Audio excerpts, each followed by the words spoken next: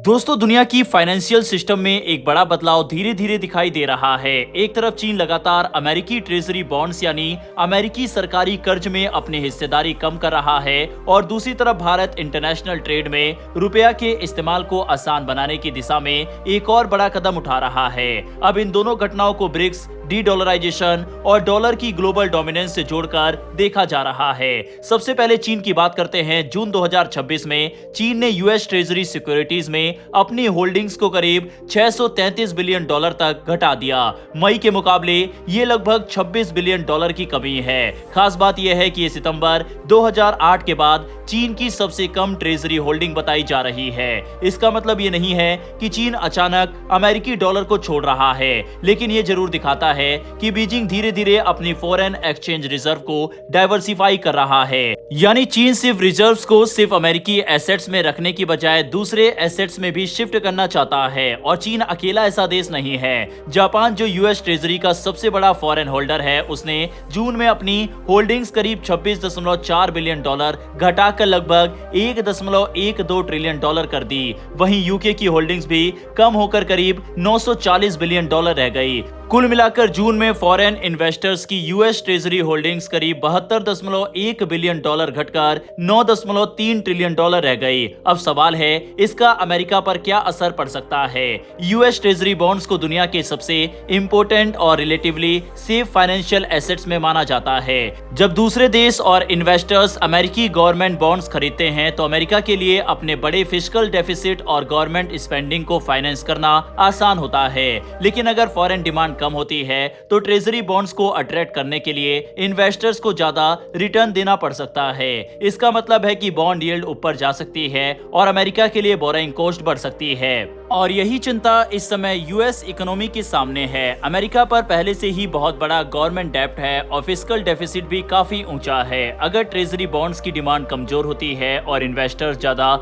Return मांगते हैं तो अमेरिका को अपने कर्ज पर ज्यादा इंटरेस्ट देना पड़ सकता है। यानी चाइना अगर ट्रेजरी बॉन्ड्स बेचता है तो इसका सीधा मतलब ये नहीं है कि अमेरिका की इकोनॉमी कोलैप्स हो जाएगी। लेकिन अगर दुनिया के कई बड़े कंट्रीज लंबे समय तक अमेरिकी डेब्ट की डिमांड कम करते हैं तो वॉशिंगटन के लिए बोरोइंग महंगी हो सकती है। अब चीन के दूसरे कदम को देखिए। जब चाइना अपने ट्रेजरी होल्डिंग्स को कम कर रहा है, उसी समय वह गोल्ड रिजर्व बढ़ा रहा है। पीपल्स बैंक ऑफ चाइना ने जुलाई में लगातार 21वें महीने गोल्ड रिजर्व बढ़ाए। इससे साफ दिखाई देता है कि बीजिंग अपने रिजर्व्स में गोल्ड की इंपोर्टेंस बढ़ा रहा है। गोल्ड किसी दूसरे देश की गवर्नमेंट की लायबिलिटी नहीं है, इसीलिए जियोपॉलिटिकल टेंशन के समय सेंट्रल बैंक्स के लिए गोल्ड एक अट्रैक्टिव रिजर्व एसेट बन जाता है। लेकिन चीन का असली बड़ा लक्ष्य सिर्फ गोल्ड खरीदना नहीं है। चीन लंबे समय में ग्लोबल ट्रेड में युआन यानी चाइनीज करेंसी की रोल बढ़ाने की कोशिश कर रहा है। यहीं से ब्रिक्स और डी-डॉलराइजेशन की कहानी शुरू होती है। ब्रिक्स देशों में पिछले कुछ वर्षों में डॉलर पर डिपेंडेंस कम करने की चर्चा तेज हुई। इसका मतलब ये नहीं है कि ब्रिक्स ने डॉलर को रिप्लेस कर दिया है। ऐसा अभी नहीं हुआ है। डॉलर आज भी इंटरनेशनल ट्रेड, ग्लोबल बैंकिंग और फॉरेन एक्सचेंज रिजर्व्स में सबसे इंपोर्टेंट करेंसीज में से एक है। लेकिन ब्रिक्स कंट्रीज ये जरूर चाहते हैं कि हर इंटरनेशनल ट्रांजैक्शन के लिए डॉलर पर निर्भर रहना जरूरी ना हो। और इसी डायरेक्शन में भारत ने भी एक महत्वपूर्ण कदम उठाया है। भारत के directorate general of foreign trade यानी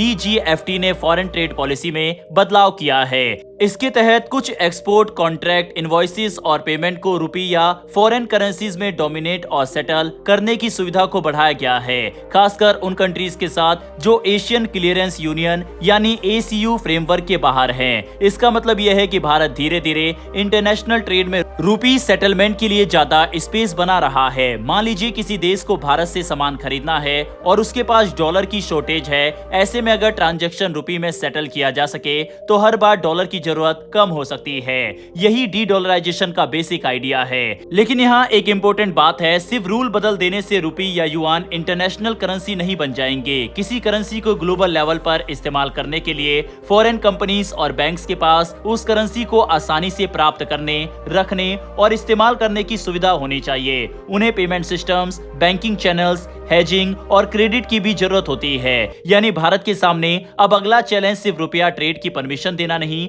उसे ऐसे बायलैटरल सेटलमेंट एग्रीमेंट्स बनाने होंगे जिनसे फॉरेन कंपनीज के लिए रुपये में ट्रेड करना कमर्शियली यूजफुल हो। चाइना के सामने भी लगभग यही चैलेंज है। युआन का इंटरनेशनल यूज बढ़ रहा है, लेकिन डॉलर की जगह पूरी तरह लेने के लिए चाइना को ग्लोबल फाइनेंशियल सिस्टम में और ज्यादा ट्रस्ट, लिक्विडिटी और ओपन एक्सेस की जरूरत होगी। अब अगर चाइना की युआन और भारत का रुपये इंटरनेशनल ट्रेड में ज्यादा इस्तेमाल होने लगते हैं तो इसका सबसे बड़ा असर डॉलर की मोनोपोली पर पड़ सकता है। ध्यान रहे, यहाँ मोनोपोली शब्द भी थोड़ा सावधानी से समझना होगा। डॉलर अभी भी बहुत मजबूत है। दुनिया के सेंट्रल बैंक्स, इंटरनेशनल बैंक्स और कंपनीज के पास डॉलर एसेट की बड़ी मात्रा है। इसीलिए डॉलर को रिप्लेस करना कोई आसान या शॉर्ट टर्म प्रोसेस नहीं है, लेकिन ग्लोबल सिस्टम में धीरे धीरे एक मल्टी करेंसी मॉडल जरूर बन सकता है। यानी कुछ ट्रेड डॉलर में हो, कुछ युआन में, कुछ रुपये में और कुछ दूसरे करेंसीज में। और अगर ब्रिक्स कंट्रीज आपस में अपनी करेंसीज में ज्यादा ट्रेड करने लगते हैं तो डॉलर की जरूरत कुछ ट्रांजैक्शन में काफी कम हो सकती है। यही वजह है कि चाइना का यूएस ट्रेजरी होल्डिंग्स कम करना, भारत का रुपी सेटलमेंट को बढ़ावा देना अलग अलग घटनाएं होते हुए भी एक बड़े ग्लोबल ट्रेंड की तरफ इशारा करते हैं। एक तरफ अमेरिका को अपने बढ़ते डेब्ट और बोरोइंग कॉस्ट की चिंता है, दूसरी तरफ चाइना अपने रिजर्व्स को डाइवर्सिफाई कर रहा है और गोल्ड बढ़ा रहा है। वहीं भारत इंटरनेशनल ट्रेड में रुपये के इस्तेमाल के लिए रेगुलेटरी बैरियर्स कम कर रहा है। लेकिन इसका मतलब ये नहीं है कि कल से डॉलर खत्म हो जाएगा। असल बदलाव इससे कहीं ज्यादा धीरे होगा।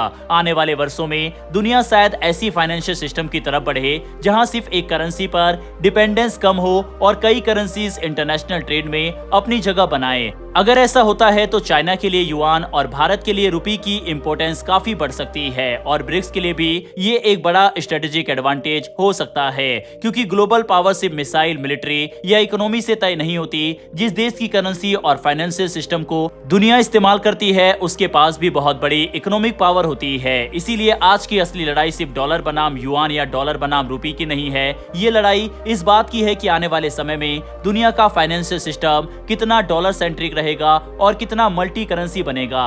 और अगर चाइना युआन और भारतीय रुपये को इंटरनेशनल ट्रेड में मजबूत करने में सफल होते हैं तो आने वाले वर्षों में ग्लोबल फाइनेंशियल सिस्टम का बैलेंस धीरे धीरे बदल सकता है। वहीं दोस्तों, इन सब के अलावा भारत सभी ब्रिक्स देशों की डिजिटल करेंसीज को भी आपस में जोड़ने की तरफ बढ़ रहा है और इस बार की भारत के अंदर होने वाली ब्रिक्स समिट के दौरान इस पर बड़े फैसले ले सकता है।